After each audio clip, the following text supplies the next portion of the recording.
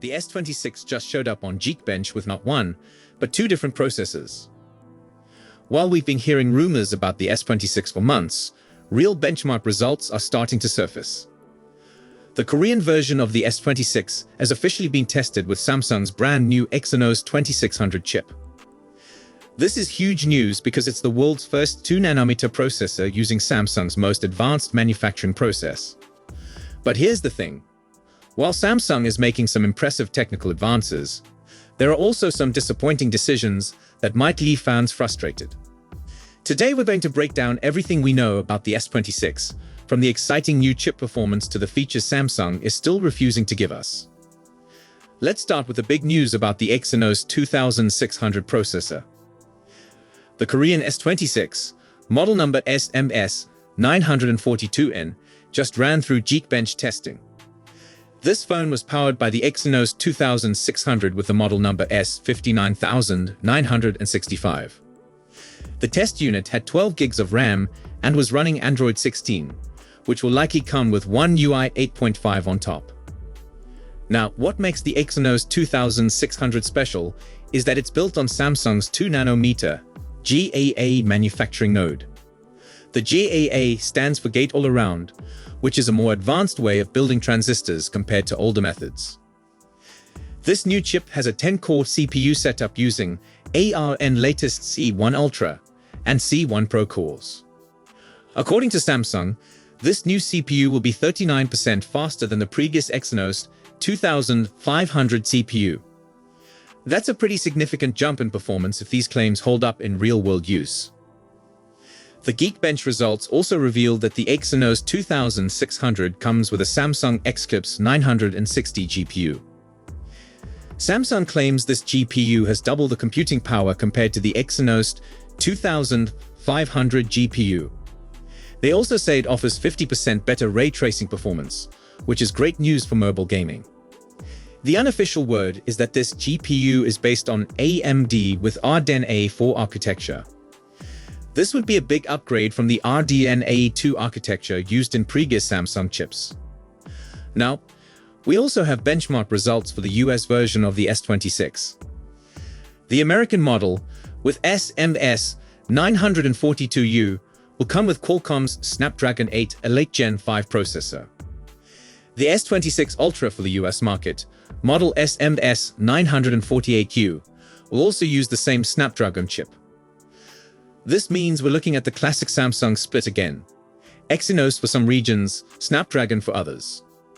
We know Korea will definitely get the Exynos version, and rumors suggest Europe will too. But we haven't seen any European S26 models show up in benchmarks yet. Keep in mind that these are pre-release benchmark results, so the final performance might be different when the phones actually launch. But these early results give us a good idea of what to expect from Samsung's next flagship phones. Now let's talk about some of the things that have people disappointed about the Galaxy S26 Ultra. The biggest complaint is about the battery capacity. Samsung is expected to stick with the same 5000 mAh battery that we've seen in 5 straight Ultra models. That means the S21 Ultra, S22 Ultra, S23 Ultra, S24 Ultra, S25 Ultra, and now the S26 Ultra all have the exact same battery size. This is frustrating when you look at what other Android phone makers are doing. Some Chinese brands are putting 7000 mAh batteries or even larger in their flagship phones. With all the power-hungry features like 4K video recording, AI processing, and high refresh displays, people want better battery life. Another missing feature that people keep asking for is 3D Face Unlock. Apple introduced Face ID way back in 2017, and it works great. Chinese brands like Honor have also added secure 3D Face Unlock systems to their phones. These systems are now fast, small, and secure. They're not the bulky modules we used to see. But Samsung still only offers their ultrasonic fingerprint scanner.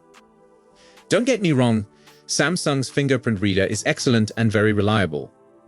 But why not give users both options? Some people prefer Face Unlock, others prefer fingerprint scanning. The micro SD card slot is another feature that Samsung removed and refuses to bring back. With 4K 60 frames per second video recording, log video features, and apps getting bigger all the time, phone storage fills up quickly. Cloud storage isn't always convenient, especially if you have limited data or poor internet connection. A micro SD slot would let users expand storage cheaply and transfer files easily. But Samsung seems determined to keep this feature buried in the past. Here's another complaint that might surprise you. Many people want a Galaxy Ultra without the S Pen. Now, the S Pen is definitely a signature Samsung feature, and some people love it. But the truth is, most Galaxy Ultra buyers rarely use their S Pen, if they use it at all. That S Pen takes up valuable space inside the phone. That space could be used for a bigger battery or better cooling system. Many users would love to have a choice, one Ultra model with the S Pen and another without it but with better performance. Unfortunately, Samsung doesn't seem interested in offering that option. The telephoto camera situation is also disappointing. Samsung used to lead the industry in smartphone zoom technology. The Ultra phones have dual telephoto cameras, but the 3x telephoto hasn't improved much in recent years. Users report that it has a small sensor, produces noisy images, and lacks detail compared to the main camera. There were rumors that Samsung might finally upgrade the 3x telephoto camera for the S26 Ultra. But those rumors have mostly gone quiet, which means we might get another year with the same old camera. Charging speed is getting a small improvement, but it's still conservative. Rumors suggest Samsung might finally move from 45-watt to 60-watt fast charging on the S26 Ultra. That's definitely a step in the right direction, but it's still slow compared to the competition.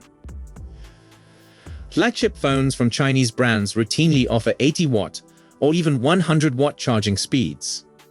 Some of these phones can charge to 90% in just 30 minutes. For people who charge their phones on the go or forget to charge overnight, that kind of speed is life-changing. There's also some news about the S Pen colors for the S26 Ultra. According to leaked images, Samsung is changing how they color the S Pen.